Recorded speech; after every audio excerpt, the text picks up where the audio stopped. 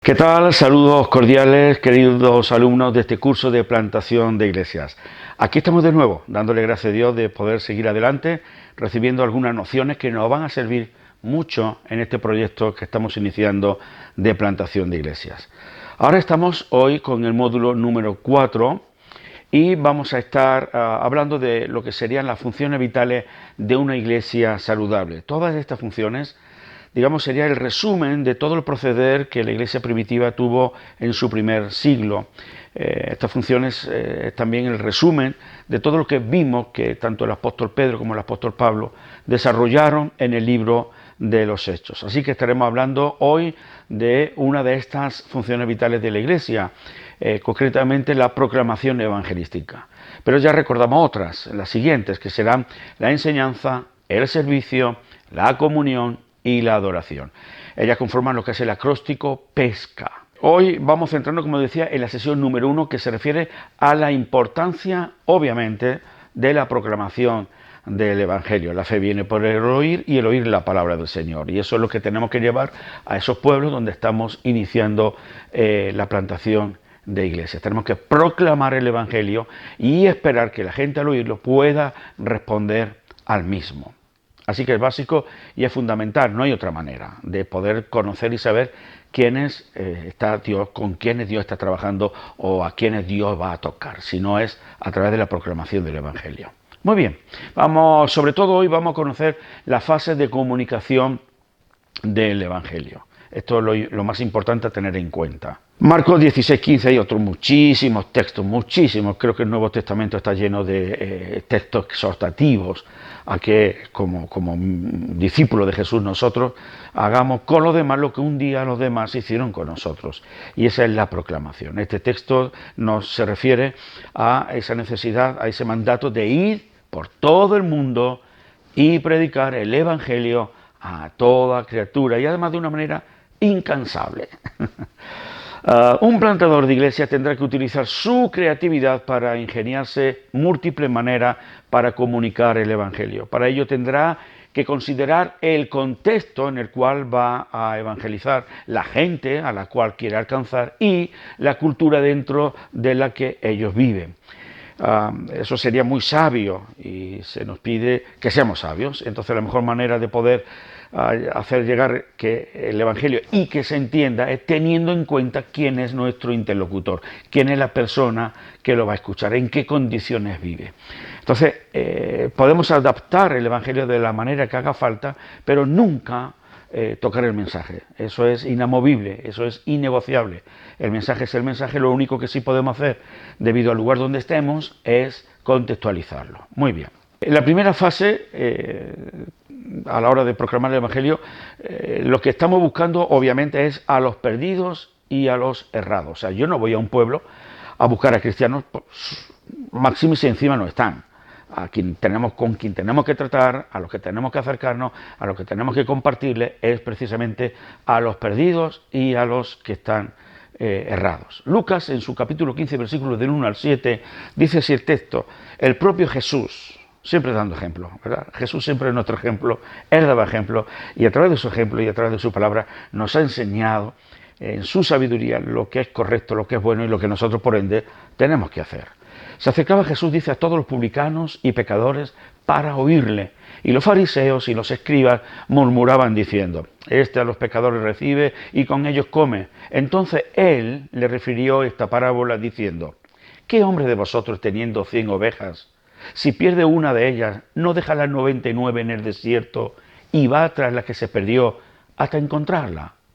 Os digo que así habrá más gozo en el cielo por un pecador que se arrepiente que por 99 justos que no necesitan de arrepentimiento. No sé, esta última frase pareciera un poquito irónica, ¿verdad? Muy bien.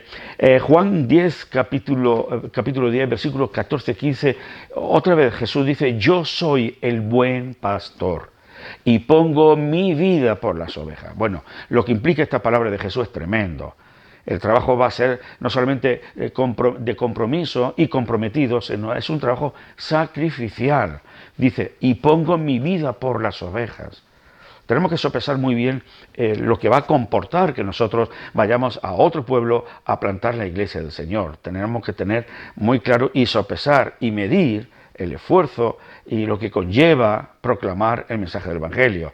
No es llegar y hablar, es llegar y para quedarse, ¿no? Hasta que el Señor nos diga sacudir las zapatillas y lo de aquí. Pero si no nos dice eso en el pueblo donde estamos queriendo proyectarnos, donde queremos plantar la iglesia, entonces tenemos que llegar a esta conclusión. Es un compromiso que adopto delante del Señor por amor a Él, por obediencia a Él, y además tiene que ser un sacrificio con la característica sacrificial, porque si no, hermanos, las motivaciones que vamos a necesitar para la perseverancia se van a difuminar. Así que por eso es que es importante que Jesús diga, pongo mi vida por las ovejas. Y así fue. También tengo otras ovejas que no son de este redil, aquellas también debo traer y oirán mi voz, y habrá un rebaño y habrá un pastor. O sea, Jesús está garantizando que por buscar a las ovejas, luego, por ende, habrá un rebaño. No queramos, hermanos, pretender cosechar si no hemos sembrado. Claro, Dios poderoso y puede permitir que cuando vayamos a un pueblo sin haber hablado nada, la gente se pueda acercar a nosotros. Claro que Dios puede hacerlo. Pero lo más común, lo más normal, lo que vemos que Él hizo y lo que vemos que hizo todos los apóstoles, todos los discípulos de Jesús, fue abrir su boca y contarle a la gente cuán grandes cosas Dios ha hecho con nosotros. Muy bien, o como dijera el apóstol Pedro, que toda la obra que Dios ha hecho en nuestra vida es para que luego hablemos de esas maravillas y de esas virtudes. Muy bien. Entonces, en la fase número 2, ahora lo que hacemos es que orientamos a los alcanzados. ¿Veis? Este proceso es importante, porque no es llegar a un pueblo, predicar el Evangelio y simpatizar con la gente que responda positivamente. Y ahí se queda todo el trabajo, todo el esfuerzo, todo el proceso. No, el proceso tenemos que conocer sus etapas para que haya una evolución sana, correcta, que no solamente permita a la gente oír el mensaje del Evangelio, sino que además puedan convertirse en los discípulos que Dios quiere que se conviertan. Así que tenemos que orientarlos para que puedan ellos saber ahora de una manera también muy concreta y fehaciente, oye, pues ¿qué va a pasar en mi vida ahora, no? Entonces vamos para ello a leer el texto este de 2 Timoteo capítulo 3, versículo 16, donde se dice que toda la Escritura es inspirada por Dios, que bueno, muy importante que cuando hablemos la palabra, lo que Dios ha inspirado, ¿verdad? Y que es útil para enseñarnos lo que es verdad y para hacernos ver lo que está mal en nuestra vida. Nos corrige cuando estamos equivocados y nos enseña a hacer lo correcto. Eso sería el proceso, el trabajo a llevar a cabo con la gente en la segunda fase. Orientamos a esas personas hacia lo que es la persona de Dios, la obra de Dios y la palabra de Dios, porque ella es la que va a permitir que la persona vea cuán lejos, cuán cerca están o no están del Señor, y cuántas cosas de su vida sobran, cuánto pecado sobra, cuánta vieja manera de vivir sobra, etc. Por eso hay que llevarlos, orientarlos ahora a través de la palabra. En la fase número 3 le proveemos ahora también al que escuche la palabra, le proveemos del significado y propósito que tiene ahora su vida. Esto es importantísimo. Entonces, a mí me animó mucho cuando me hablaron del Evangelio, me inculcaron que ahora mi vida tiene otro valor, vivo en otra dimensión, en la dimensión, me refiero, espiritual, vivo en una nueva realidad espiritual. Antes no era nadie, ahora por la gracia de Dios soy su hijo, soy su discípulo, y qué bueno que ahora en su sabiduría me va a revelar por su palabra todo lo que es bueno para mí, todo lo que va a hacer posible que mi vida verdaderamente cambie. Entonces, Pablo le explica en este caso, en Hechos capítulo 17, versículos del 22 al 28, le explica a los religiosos del Areópago de Atenas que su Dios está vivo y se le conocen hechos que dan testimonio de su obra en nuestra vida. Y reza así el texto: Dios es quien nos da a todos la vida, el aire y las demás cosas. De un solo hombre hizo Él todas las naciones, para que vivan en toda la tierra, para que busquen a Dios y quizá, como a tientas, puedan encontrarlo, aunque en verdad Dios no está lejos de cada uno de nosotros. Porque en Dios ahora vivimos. Eso es lo que comunicamos a continuación a las personas que veamos que han respondido en su sensibilidad al Señor. Ahora vivimos en Dios, tú puedes vivir en Dios. Ahora nos movemos en Él y ahora existimos por Él y en Él y para Él. Esto es una añadidura mía, ¿no? Somos descendientes de Dios. Muy bien. En la fase número 4 de la comunicación del Evangelio, ahora le hablamos de la restauración de relaciones que Jesús ha propiciado entre Él y nosotros. Y también del consuelo que lleva consigo. O sea, no se convierte Jesús para nosotros en un ser religioso. No vino a inventar la religión, ni la Semana Santa, ni la Navidad. Él vino a hacerse patente en medio de nuestra vida. Él vino a manifestar la realidad de su existencia y Él vino a mostrarnos sobre todo el amor tan grande que tiene, que gracias al cual nosotros tenemos acceso directo a Él. Él nos va a recibir con sus brazos abiertos y a partir de ahí se empieza una obra de restauración preciosa. Bueno, de eso podemos dar testimonio, obviamente, no solamente yo, sino ustedes que me están escuchando. Pero en este proceso de la comunicación del Evangelio, también tenemos que hablar de esa obra maravillosa de regeneración del Espíritu Santo en nuestra vida. Así que el texto de Lucas 4:18 lo expresa de esta manera tan preciosa: el Espíritu del Señor está sobre mí, por cuanto me ha ungido, dice, mira este el propósito, me ha ungido, o estoy aquí contigo, o te he dado mi palabra, para que veas que es una buena palabra, y sobre todo, buena para los pobres, los apocados, los ensimismados, los que no tienen un pensamiento objetivo sobre su propia vida o la vida. Bueno, dice, yo he venido para eso, ¿vale? Para darte una buena noticia. He venido a sanar los quebrantados de corazón. Qué alegría, ¿no? Tanto sufrimiento en el mundo y por fin viene alguien que ama, como es Jesús, para ocuparse de tu vida. Así que si estás quebrantado de corazón, nosotros le decimos al que ha recibido nuestro comunicado, Él ha venido a sanar un corazón quebrantado.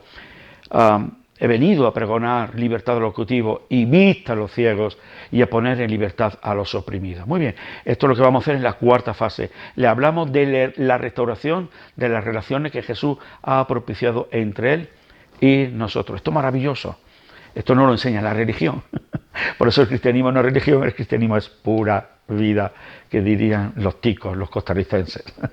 Muy bien, también en 2 Corintios 5:19, que Dios estaba en Cristo reconciliando consigo al mundo, no tomándoles en cuenta a los hombres sus pecados, y nos dio a nosotros este maravilloso mensaje de reconciliación. Luego en Isaías capítulo 40, versículo 1, las palabras de Dios a su pueblo: consolaos, consolaos, pueblo mío, dice vuestro Dios. En ese contexto, lo que le está diciendo el Señor es recibir consuelo en base a la promesa de restauración o de ser devueltos al país de donde salisteis, de Judá y de Israel. Así que consolaos, consolaos, pueblo mío, dice vuestro Dios, porque la palabra que le estaba dando era una palabra que se iba a cumplir. Pero por ende, a nosotros también podemos aplicarnos este consuelo al que Él nos invita a participar. Muy bien, en la fase número 5 comunicamos la liberación del oprimido, aunque este texto de Lucas 4, 18 y 19 ya lo hemos visto, pero hacemos énfasis en el último párrafo donde dice: he venido a poner en libertad a los oprimidos. Cristo viene a declarar libertad a los que habían sido oprimidos por causa, obviamente, del pecado y del propio diablo, a traer libertad, a traer victoria.